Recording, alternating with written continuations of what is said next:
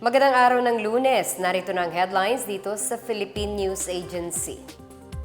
2 Pinoy ang nailigtas ng mga otoridad sa Israel sa gitna ng pagsalakay ng militanteng grupong Palestinian na Hamas nitong katapusan ng linggo. Ayon kay Philippine Ambassador to Israel Pedro Lailo Jr. na iligtas ang 2 Pinoy habang nagsasagawa ng clearing operations ang mga tauhan ng Israel Defense Forces. Aniya, natagpuan silang nagtatago sa isang safe room sa loob ng bahay. Kabilang ang 2 sa 7 Pinoy na iniulat ng Embahada ng Pilipinas na nawawala sa gitna ng bakbakan. Sinabi ni Lailo na patuloy ang pakikipag-ugnayan nila sa mga otoridad ng Israel para masiguro ang kaligtasan ng mga Pinoy doon. Kinukumpirma naman ng Department of Foreign Affairs ang hiwalay na ulat na 8 Pinoy pa ang nawawala batay sa social media post ng isang OFW doon. Sinabi naman ni Department of Foreign Affairs Undersecretary Eduardo De Vega na kasalukuyan pa nilang biniberipika ang ulat na ito. Malaki ang rollback sa presyo ng produktong petrolyo ang maasahan ng mga motorista bukas, ika-10 ng Oktubre. Sa magkakahiwalay na abiso, sinabi ng mga kumpanya ng langis na bababa ang presyo ng gasolina kada litro ng 3 piso at 5 sentimos. 3 piso naman ang rollback sa kerosene kada litro habang ang presyo ng diesel ay kakaltasan ng 2 piso at 45 sentimos kada litro. Ayon sa Department of Energy, bunso dito ng paghina ng demand sa pandaigdigang merkado dahil sa paglakas ng dolyar at pangamba ng pagtaas ng interest rates. Ito na ang ikatlong magkakasunod na beses na nagkaroon ng rollback sa presyo ng gasolina at kerosene. Ipatutupad ang mga bawas singil simula mamayang hating gabi.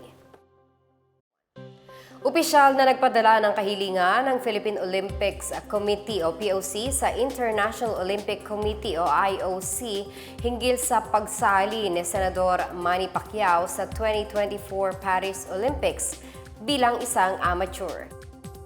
Ayon kay POC President Abraham Tolentino, nagpadala na siya ng email sa IOC ukol sa kwalifikasyon ni Pacquiao sa ilalim ng Universality Rule. Aniya, kinakailangang sumunod si Pacquiao sa Universality Rule dahil lumampas na ito sa edad na 19 hanggang 40 taong gulang para sa mga Olympic qualifiers. Ang Universality Rule sa Olympics ay isang patakaran o regulasyon na ipinapatupad ng IOC upang bigyang pagkakataon ang mga bansa na hindi gaanong malakas sa isang partikular na Olympic sport na makalahok sa mga kompetisyon. Lagpas na sa age limit ng Olympic sport si Manny Pacquiao sa edad nitong 44 na taong gulang.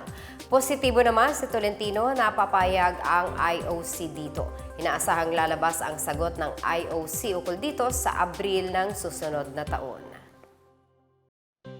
Aabot sa 1 milyong piso ang papremyo para sa isang bituin, isang mithiin parole-making contest na inilunsad ng Office of the President at ng Commission on Higher Education. Ayon sa Malacanang, inaanyayahang sumali ang mga estudyante mula sa iba't ibang state universities and colleges sa buong bansa sa naturang contest. Kinakailangang binubuo sila ng hindi lalagpas sa 4 na miyembro. Dapat ay sariling likhang parol na gawa mula sa recycled materials gaya ng kawayan, papel at niyog ang isusumite ng mga kalahok. Tatanggap ng 250,000 pesos ang grupong magkakamit ng ikatlong pwesto. 500,000 pesos naman para sa ikalawang pwesto at 1 milyong piso para sa mananalong unang pwesto.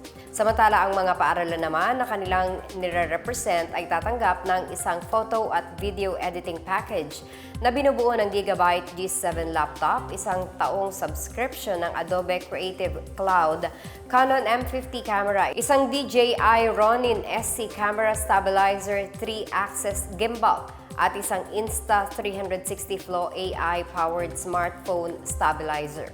Ang magwawagi naman sa online poll ay tatanggap ng 100,000 piso.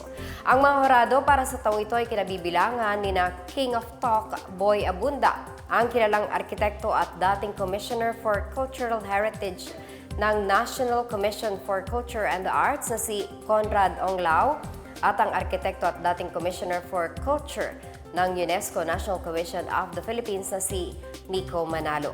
Ang deadline para sa pagsusumite ng mga entries ay sa ika-27 ng Oktubre. Para sa mechanics, makipag-ugnayan lamang kay Ching Villas sa cellphone number 0917-320-6047.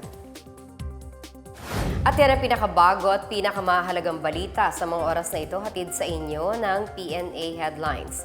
Para sa iba pang mga balita at impormasyon, bisitahin ang aming webpage pna.gov.ph o ang aming Facebook at X account na dating Twitter na Philippine News Agency. Mapapanood din ang PNA Headlines sa Facebook page ng Presidential Communications Office o PCO. 77 araw na lamang at Pasko na.